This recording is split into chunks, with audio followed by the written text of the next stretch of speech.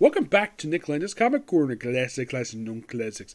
This is episode number 1989, and Doubleshot number 1883.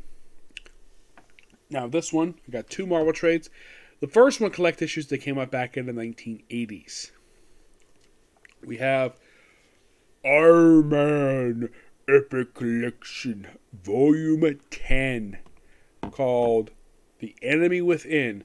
Almost all these issues in here, with the exception of the annual and one individual issue of the series, is actually written by the late Danny O'Neil. The artwork is mostly done by Luke McDonald. Now, this book does contain issues from the Iron Man ongoing series, from the very first volume, issues 158 to 177, and the 5th annual. Now, in these issues, mostly, basically, you have to start with Iron fighting members of people who are not part of his rogues gallery. Yes, Iron Man's reputation for doing this, where he tends to fight people who are not part of his rogues gallery, because if you think about it, for his rogues gallery, with the exception of the Mandarin and a few other villains, a lot of his villains are basically like B or C-list villains. That's the weird thing about Iron Man. Now, of course, you have one of the issues in the book done by Roger McKenzie. The annual was done by Peter B. Giles, who I've met in person, really awesome guy, and Rob Macchio. The artwork is done by two of these artists are no longer alive. Carmen Fantino and Steve Ditko, those two are no longer alive. I think Steve Ditko did one issue artwork. The other artwork is done by Paul Smith, of course, Luke McDonald, Jerry Bingham, Mike Vetsberg, and Mary Severn. The front cover, we see here on the cover, that is done by Luke McDonald, Brent Anderson, and Thomas Mason. The back cover artwork you see here, that's done by Jim Straw and Thomas Mason. The first issue is mostly just a standalone issue. Yes, we have Iron Man just in the desert trying to take care of this one guy who apparently is holding his mom's. Yes, seriously. This chubby guy, this old lady held hostage, and apparently Tony Stark has no problem revealing the identity of him. And then, of course, he kind of, gets arrested for what he did. It's a pretty quick standalone issue. 159 is simply this: Iron Man versus Diablo. Yes, seriously. Him fighting a Fantastic Four villain for one issue. Yes. And this is the only issue, this whole book, not done by Danny O'Neil. This is done by Roger McKenzie with Paul Smith, the artwork. Yeah, it's just him taking on Diablo, with a guest appearance by the Fantastic Four. Because the Fantastic Four villains, of course, basically, he would have to do this. And then we have the one issue where it's done by the late Steve Ditko. You have Iron Man taking on the Serpent Society, which is simply Princess Python, Death Adler, and this person. Yeah, these people from the Spirit Society. And yeah, this is the late Steve Ditko's artwork. This actually, I think, is one of the very few issues he actually did for the book. And he used that Tony Stark for a gala. Mostly just him taking on the Serpent Society. Now you better think, okay, Diablo's Fantastic Four villain. Who are basically the main hero who fights Serpent Society? Captain America. Yes, these are Captain America villains. And then you have 161 guest appearance by the awesomeness that is Moon Knight. Probably one of the rare times you have Dan O'Neil basically writing Moon Knight. Yep, it's just a quick guest star appearance in here. It's only one issue. I think it's actually pretty good. Really interesting idea. I believe this was just the same time they had just started the Moon Knight ongoing series. The annual is just simply Iron Man teaming up with the Black Panther. Yep. That's simply what this is. Yeah, it's a team story. Mostly, you can think of it as a Black Panther story, guest starring Iron Man. That's most of what it is. And, of course, it does have the ending of having the Mandarin. No, not this is 60 attire. I like the updated look for him with a dragon tattoo on his belly. Yeah. But here's the strange thing. He does not end fighting the Mandarin in these issues. Nope, he is mysteriously absent. He ends up fighting somebody else. And mostly for these mini issues, we have this recurring plot there of someone sabotaging Stark International. Yeah. And it turns out it's actually the new villain, Obadiah Stane. Also, Tony Stark in these issues starts to drink. Yes, seriously. We also have people from the Chessman, who I believe is like an original villain that pops up in here. We do have some interesting more plot threads in here aside from Tony Stark getting drunk in these issues. We also have it in a later issue where he has a rematch with the Melter. Yes, the Melter. I believe he's currently dead now. Yes, I believe so. Yeah, and we have beginning of the downward spiral. Tony Stark's basically his fortunes with the whole thing of, yeah, and here he is, Obadiah Stane. That's him.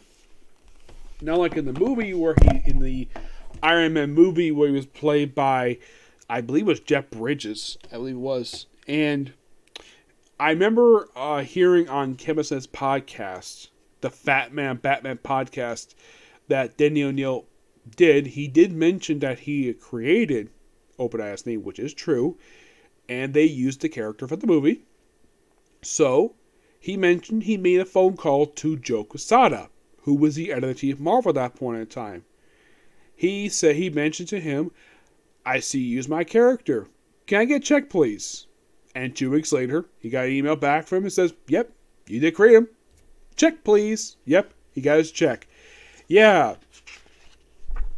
Because that was a strange thing. Denny O'Neil revealed that. I did not know he did not receive a royalty check for it, but I'm sure that probably Joe Quesada probably had no problem getting a check out for Denny O'Neil. Somebody who helped basically jumpstart his freaking career, who basically got mainstream attention back in the 90s. I'm sure he was very happy to basically give this attention for him. Other creators, maybe not, but Denny O'Neil, yeah, one of the most well-respected names in the industry.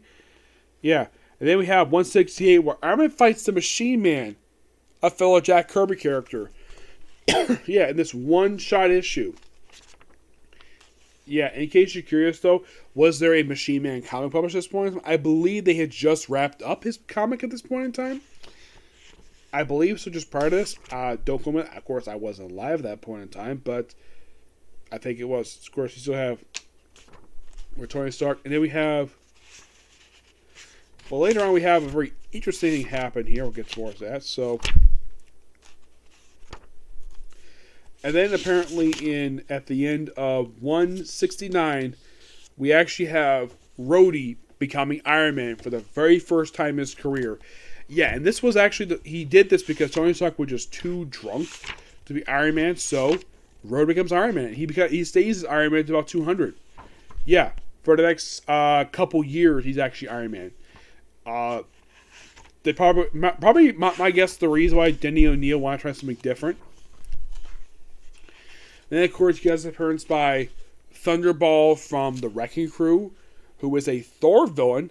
And here's the strange thing: did you make his debut in not a Thor comic, despite the fact the Wrecking Crew are in fact Thor villains? Did you make their debut in the pages of Defenders issue 17? I am not kidding about that. That is 100% completely true. Yep. Yeah. So you have Iron Man just deal with that. And of course, then eventually we reveal that Obadiah is taken over. Well, then we have a guest appearance by Captain America. Yes, we'll all stick on freaking Firebrand in the later issue. And here he is. Here's Obadiah Stane, the new owner of Stark International, which he has renamed to Stane International. This stays this way until about 200, where he gets Tony Stark gets his company back, and Obadiah basically takes his own life at 200, which I'll get to more when I get to it. So yeah, so basically Tony Stark is homeless because he basically has no money. So apparently anybody who has actually, of course, he also gets appearance here by Nick Fury, and slowly anybody who's actually worked with Tony Stark, like when Obadiah Stane took over the company, they all resign. Rhodey as Iron Man resigns, basically a technician. Even Bobby Abergeist, even she resigns as well.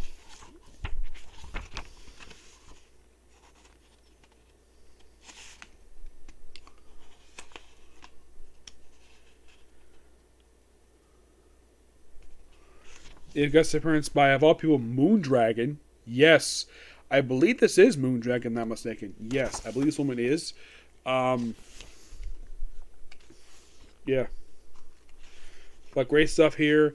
And then we have in the last issue here, we have Iron Man taking on this flying tiger.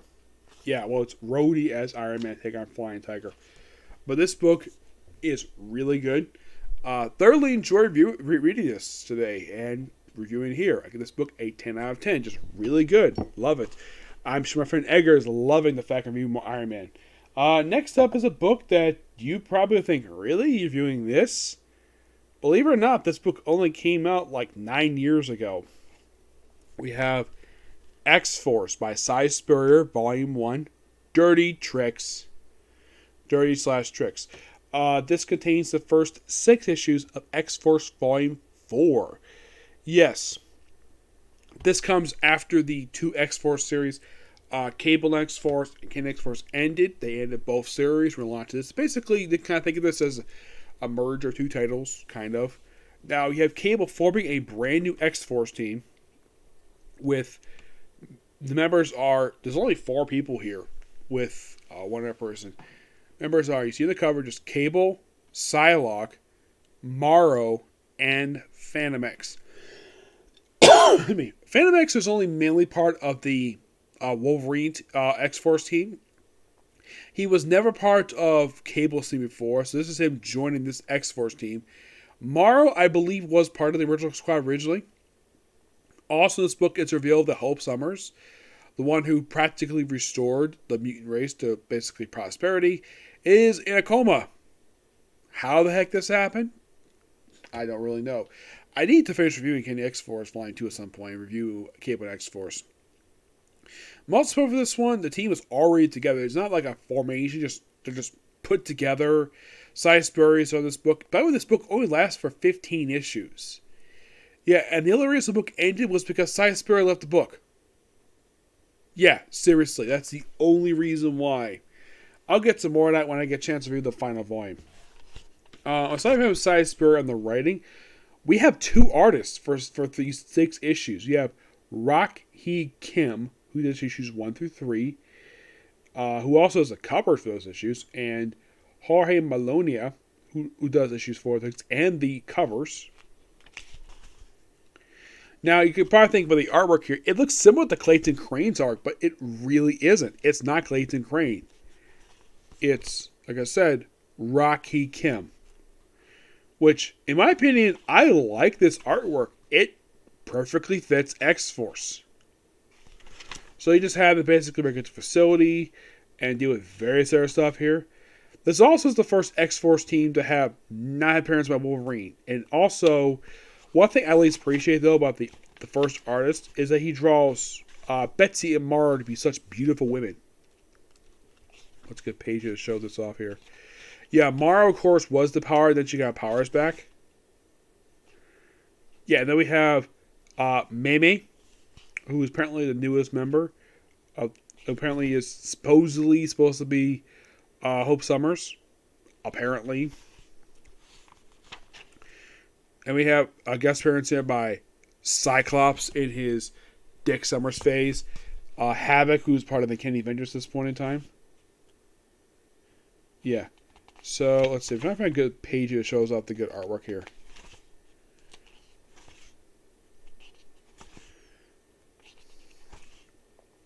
By the way, Cable's book has got a full beard and he's got an eye patch. Yeah, he's also reprogrammed his techno-organic arm virus. Like, here's a page right here for you. Morrow and Betsy Braddock. I like the way that the artist draws them. They look really good here. Not thin, per se. They look in great shape. And then by issue 3, of course, the artwork... By issue 4, the artwork does change. I gotta say, the artwork here is just really good. I just admire the artist. Like, here's a good page here of the 2 beautiful ladies. Yeah. Really good. In case you're curious still about the headband thing and why Mara looks like this. Now, fun fact, did you know Mara, her powers were used for a character on X-Men Evolution? Yes, it was the character Spike, who was apparently the nephew of Storm. Now, the reason why she's like this, she also has like a band on her head that simply keeps her powers under control. She was depowered, and then powers came back, probably thanks to the M-Day reversal after AVX, an event that got mixed reception over the years. And it's been 10 years since that. I probably would do something about that in the future. So, aside from X-Force here, mostly put they just deal with no X-Force does. Just deal with like Black Ops stuff. Just deal with espionage. It's a good book. I appreciate what Cy Spurrier was doing with this book at the time. And I thought the book was actually really good. Shocking this book didn't last very long. But yeah, really good book. I give this book a 9 out of 10. Yeah, and that's going to be pretty much it for this particular review.